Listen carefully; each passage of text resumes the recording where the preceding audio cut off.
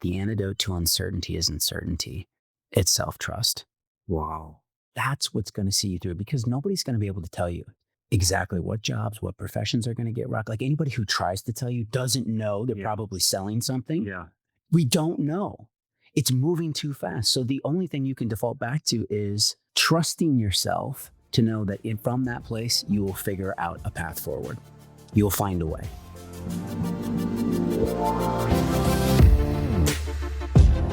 Welcome, everybody, to the Chris Harder Show, where we are making you unapologetic about your pursuit of success, knowing that when good people like you make good money, they can then do great things. My name is Chris Harder, and several times per week, I will bring you epic guests, solo episodes, and every single tool, trick, and skill set you need to grow your business, grow your money mindset, and to grow your wealth to levels that you have never reached before.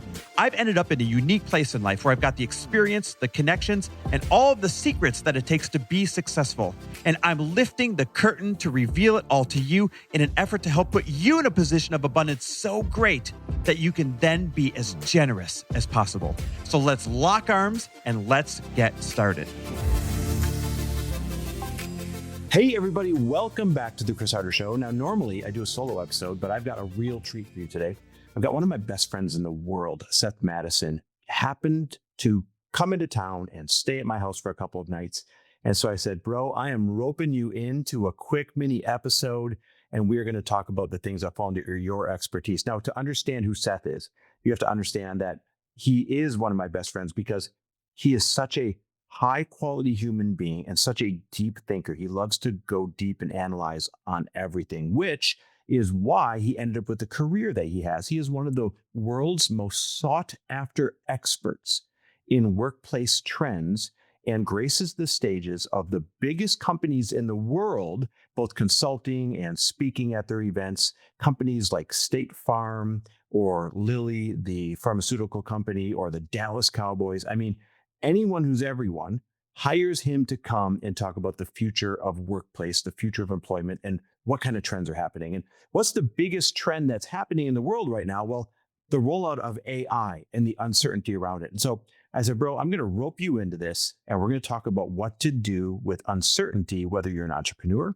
or whether you work for one of these massive companies, because you kind of handle it the same. So Seth, welcome to the show, and thanks for being on, buddy. Chris, thanks for having me. You're the best and the most gracious with your intros and your acknowledgments. And I'm just pumped to be here and get to spend a little bit of time. And I think this is perfect time to have this conversation. Yeah, really for sure. I mean, so we just worked out at the gym together and we were talking about this. I'm like, wait, this would be a really good episode. And so I want to start with this.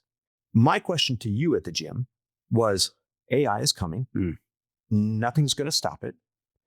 What do you think the future of workplace conditions, job loss, all of that looks like? So it's a great question. And it's the question that I've been asking for the last 20 years. You know, you gave a good little tee up of like everything we do is kind of about helping leaders and their teams prepare for the future of work, which future of work is just a way to think and talk about change. And I've sort of been focused on asking questions like what's new, what's next, what's coming around the corner, artificial intelligence being one of them. And I don't know, Chris, if it's the season of life I'm in or the state of the world, but I found myself asking different questions as of late. And maybe you and your listeners have as well. Instead of asking what's new and what's next, I've been asking what's timeless, what's eternal, what will always be true. And I think a lot of people are feeling that because it's starting to show up in the research. And I'll tell you a really specific data point that I think is relevant to this conversation. So Gallup, one of the big research institutions, one of the biggest in the world, they released data, global data this past spring. It doesn't get talked about a lot, which is interesting because it was one of their largest leadership studies they've ever conducted. 52 countries around the world and asked a simple question: what do followers want and look for in leaders today? Given the state of the world, artificial intelligence, all of this change, what do followers want in leaders? And when I ask audiences, and you're maybe thinking this in your mind right now, things that come up are, authenticity, transparency, vulnerability, clarity, belonging, and connection. Like those are often the words. And none of those were on the list. Wow. It's a single word. Number one thing people wanted from leaders today was hope. Interesting. I was going to guess clarity or certainty. I didn't know. And so I just want this to land for folks of like, we're talking about all this change. We're talking about artificial intelligence. What's it going to do? What's it going to do to us? What's it going to mean for jobs? People are desperate for hope. Well, what does hope mean? Hope is essentially a belief that tomorrow can be better than today. And I think for all of us, regardless of how big your teams are, whether you're a leader in your community or leading large enterprises, is to just tune in, first of all, to the idea of when is the last time you felt hopeful about the future yourself? And then number two, I'd have you reflect, if we asked the people that you are responsible for, do they feel hopeful in your presence? Whoa. Yeah. And that was a question I asked myself of like, the people I'm responsible for, that I'm charged with stewarding, do they feel hopeful in my presence? Am I able to bring that kind of energy to our interactions to building the future? Now, one of my favorite quotes comes from a futurist named Thomas Frey. And he said, every successful person I know has two core beliefs. Number one, that tomorrow can be better than today, hope. And number two, and this is key, that I have the power to make it so. Damn. So that line, the two core beliefs, that tomorrow can be better than today, and I have the power to make it so. So if I were to add to Gallup's research, and this is going to come full circle back to your question around the future of work, I think what we're talking about right now is this desperate need in society and inside our organizations for what I would call hope plus agency, which is agency of like, right, you have the ability to be a force upon the world. You're not a victim. You're not a bystander. We're not on the sidelines. And I think a lot of us, especially as it relates to artificial intelligence, feel like we are being drugged into the future versus feeling like we have some hand in shaping its unfolding. And so when you start to think about what do people need, what do we need in this, is hope. And then this idea of agency of like, what do you actually want to create? And tune in and start to activate that part of yourself and in your teams versus being in victim reactive mode. Does that land with you at all? It lands, and there's so many things that come up right from the beginning when you said the one thing that everybody wanted was hope in their leader. That means even at home, your spouse or your significant other, you're going to have a better marriage or a better relationship if you offer hope, as opposed to if you're always doom and gloom, because then they're not going to feel safe with you. Or if you want to be an influencer, or if you want to gain followers on Instagram or TikTok, if you are offering hope, people will tune in and come back. If you're offering doom and gloom, you might get some clicks on some doom porn, but no one's going to come back. Nobody wants to follow that person. Totally. And then whether you're leading a team of 2 or whether you're leading a team of 200 or 2,000, they want you to display hope, not certainty, not that you have all the answers, not even that you're going to pretend to predict what's coming, but that you have a hopeful demeanor, that you guys will have the agency to figure it out because you always have. Yeah. So this raises a tough question. I'm an optimist. I've always been. This is my natural demeanor, maybe to a fault sometimes. But with AI coming and some of the changes, I will offer plenty of hope and plenty of the glass is half full and plenty of silver linings. Yeah. But feeling like I have agency to control a silver lining when something big is coming. This is the first time in my life that I've questioned that. So what about a leader like me? How do I get over questioning that? Yeah, well, so the idea around agency is this is a great challenge for all of us of, well, what do you actually have control over? I might not, you start to really have to pull into your sphere of influence. As you get farther away from you have less and less control over what can happen. And so a part of the balancing act here is there's actually an element of surrendership that's involved with it as well. Can I be super disciplined in letting go of everything that's outside of my control and redirecting and refocusing on everything that I do as it relates to artificial intelligence? It's like, well, what do you have the control over? You have control over your education, skills that you're developing, experimentations that you're running, and then letting go, and being able to lean into, guess what? My work, my industry, it might get disrupted. Okay, then what? You have to there's some stoic principles in that of like, take it all the way back of like, okay, let's say that the industry got disrupted. So what? Then what? I might lose my income. Great. So then what? Well, if I lose my income, what would I do? Well, what would I have to fall back to? Go all the way to the place of like literally surrendering everything in this process. I think we all actually in this moment have to go through that because it is possible with artificial intelligence. And if you take it all the way back and you can land in a place of you still have, let's assume you're still alive, you still have your faculties, your ability, trusting yourself to know that from that place, you will figure out a path forward. You'll find a way. Interesting. So I don't have agency over the circumstances that are dealt to me. I have agency over my reactions, Yes. no matter how bad the circumstances. And, I think it was last night or this morning. I forget when we were having the conversation, you, me, and Lori, but we were talking about even if the world was flipped upside down and we had to live on a farm Yep. and eat our eggs from chickens. Yep. The three of us are the type that would find joy and pleasure in the work. Yep. And in the novelty and the newness, we'd find pleasure. And that's having agency over your reaction to circumstances that were dealt to you, even if they're not desirable. 1,000%. Take it all, like strip yourself bare. Take yourself through that thought process, because if you can go through that mental exercise and you can come to that place of having nothing but the skills that you've acquired along the way, and then knowing that even there, I can build from that place. And listen, hopefully, if you're listening right now, it's like between family, friends, community, let's assume that you have the ability to not be on the street destitute from that place. And this is a core element that we try to help people tune into, of like, there's a sense of deep self-trust, a deep sense of self-knowing that I can figure it out. I can find a way. We can build from this. I'll tell you a really brief story about this. A couple of years ago, I saw this remarkable leader. Some folks will maybe recognize the name. Her name's Jackie Wright.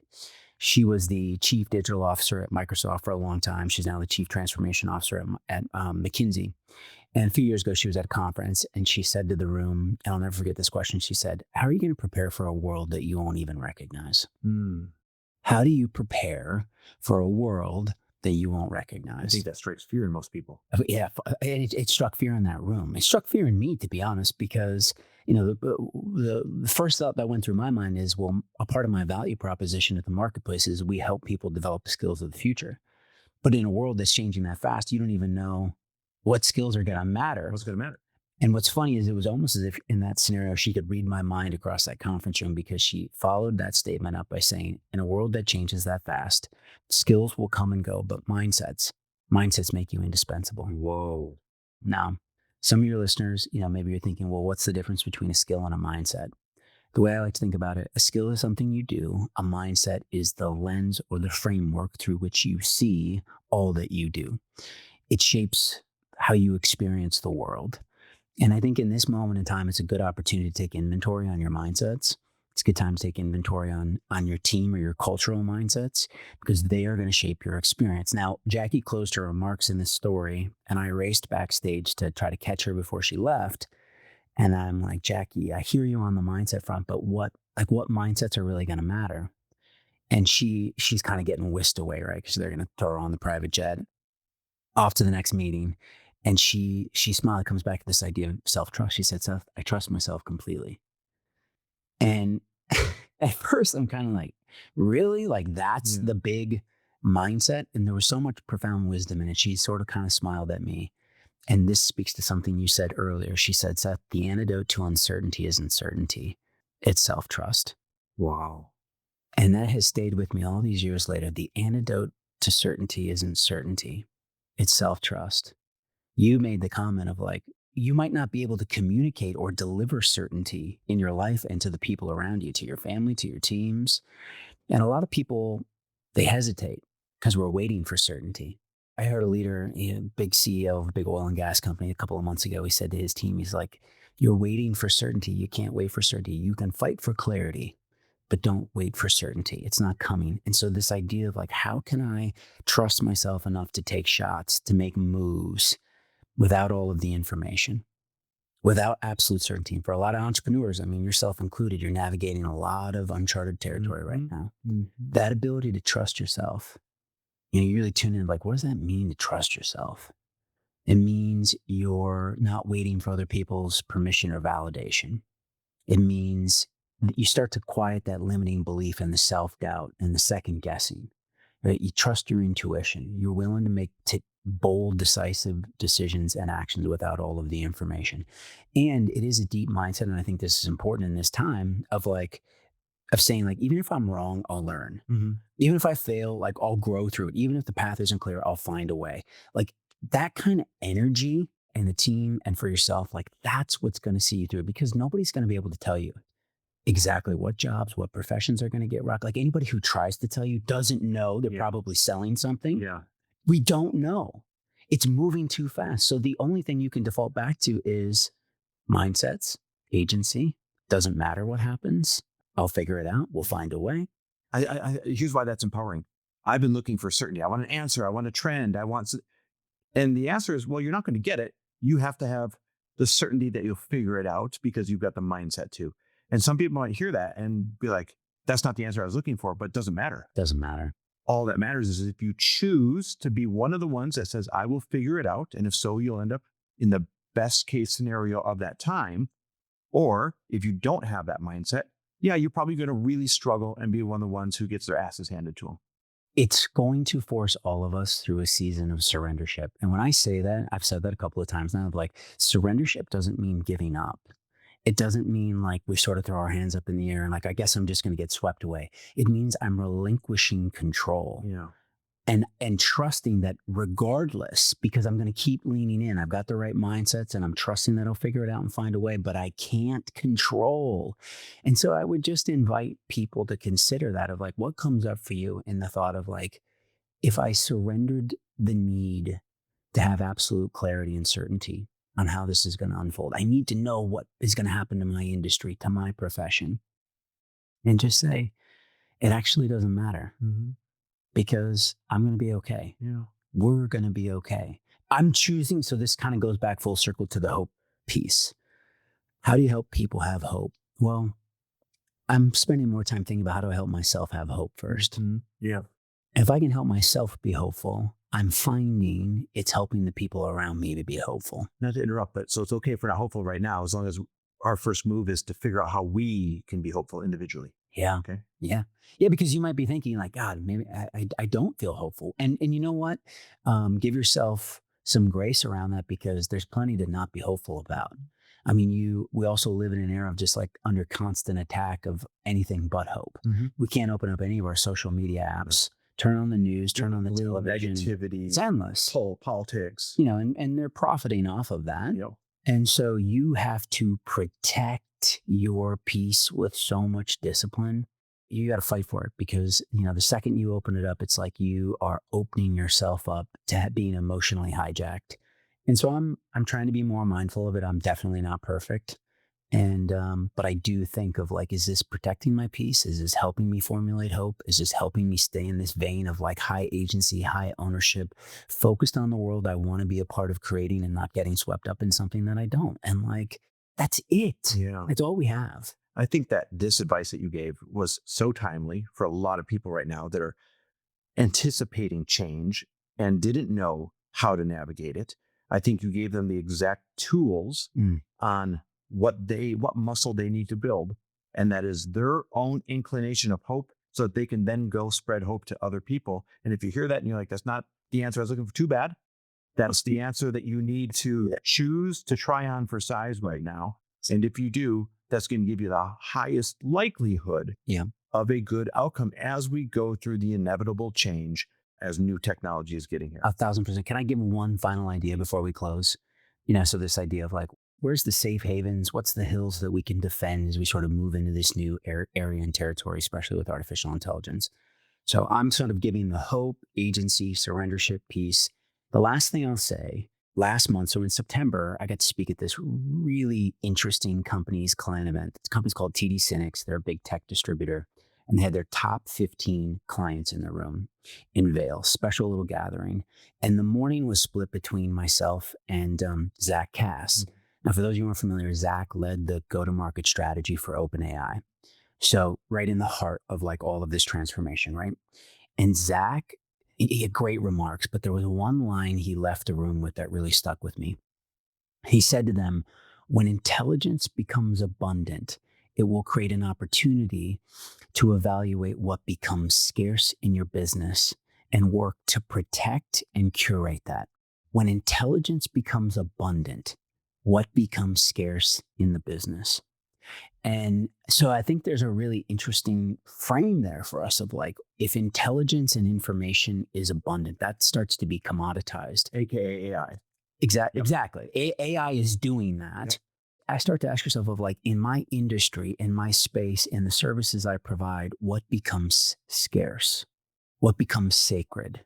What becomes uniquely human that I offer and bring to the marketplace? What can become my unique human advantage that the machines can never touch? And I'm not necessarily here to tell anybody in this sort of short little conversation what that is or it should be. It's more the frame and the question of like, if intelligence and information is abundant, what will be scarce?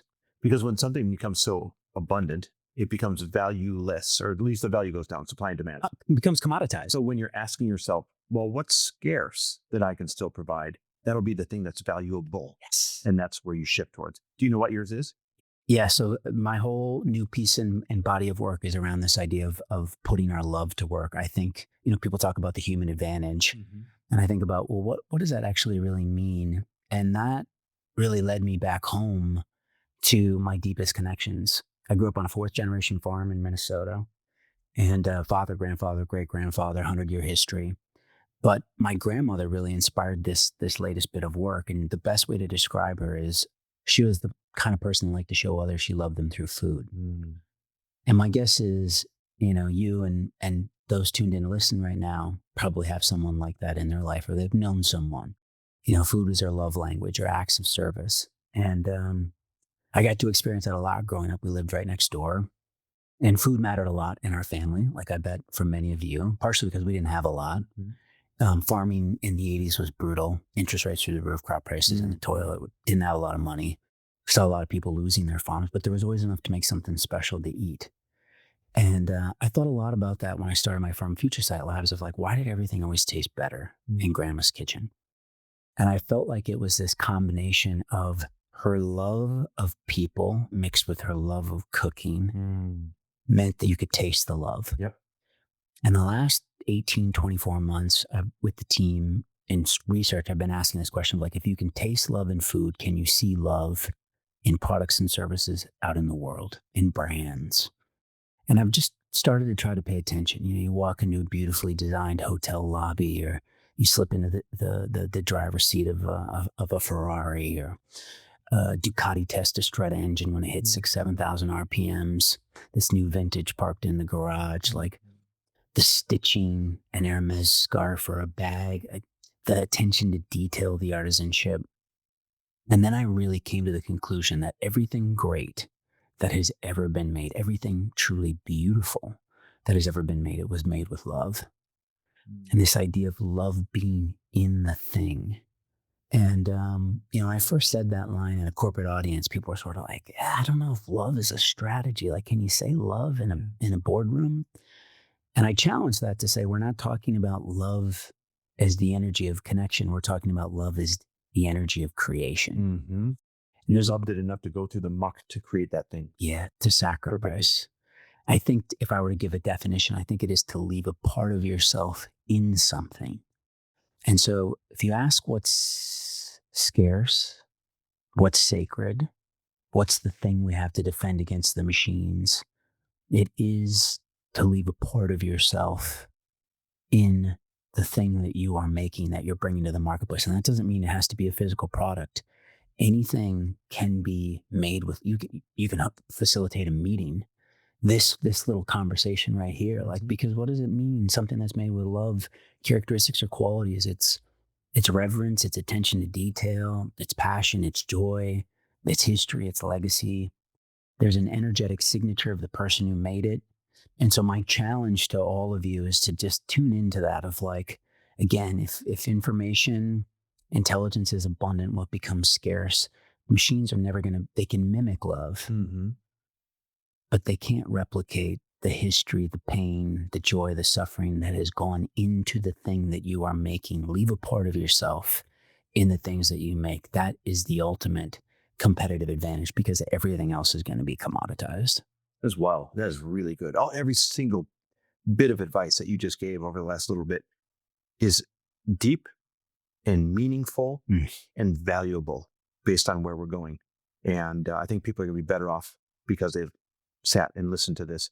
Real quick, where can people find you? Where can they get more of your thoughts on things? Yeah, well, thanks for the opportunity, Chris. I love you, brother, and I'm grateful for the time together and get to share this conversation with others. I'm easy to find, just at Seth Mattison, Mattison, across all social channels. I'm probably most active Instagram and LinkedIn. And yeah, I'd love to connect, and I'd love to hear stories that people are if they're willing to share, like ways in which they're putting their own love to work in their products and services, because we're working on a new book and trying to highlight as many of those stories as possible. And if somebody wants to hire you to speak at their event, where do they reach out? Yeah, Seth at Seth Mattison is the email, and again, easy to find. And if you feel like this is a message that is needed or would resonate or help activate your people and your culture, so maybe there's a little less fear and a little more hope and a little more strategy as to how go be a force upon the world, love to have a conversation. Yeah, he's an expert at doing that, guys. I've seen it firsthand. Hey, listen, speaking of Seth Mattison and other experts, not only is he my best friend, but he's also come and he has taught and shed the light on the future workplace at our elite level mastermind in the past. And if you want to get a chance to get in the room, we are about to begin enrollment soon. Now, this is the really elite one. All the businesses in there are 7 and 8 figures, but you have the ability to apply as long as your business is earning at least 500 grand a year or more. It's a small group. It's the intimate group. It's the one where we spend a year being ride or dies for each other and learning from the best of the best from our network that we bring in so that you can always be one step ahead. It's incredible. Anyhow, it's application only, and we're going to start going through the applications at the end of October here. We go through them in time order. So first come, first serve. If you want the highest chance of getting into this room this year, the room that Lori and I run, and we bring all of our friends in for you to learn from and collaborate with, then go to chrisharder.me/mastermind and click on apply. That's chrisharder.me.me/mastermind and click on apply. All right, guys, thanks for listening. Seth, thanks for being on. It means the absolute world. This is a fun, impromptu thing to do. After we were talking at the gym, I'm like, oh, the world needs to hear this shit because people are sitting there in the muck right now. And, well, you gave them hope. Amen, brother. Thank you. Thanks for listening. And if you loved this episode and know of someone else who is as successful as they are generous, please pass them on to me. It would mean the world to me if you help me get this cause and this message out to as many listeners as I can. So please, if you liked what you heard, it goes a long way if you take 30 seconds and leave me a 5-star review and share this with your friends. I'll be forever grateful. And until the next episode, cheers to your success.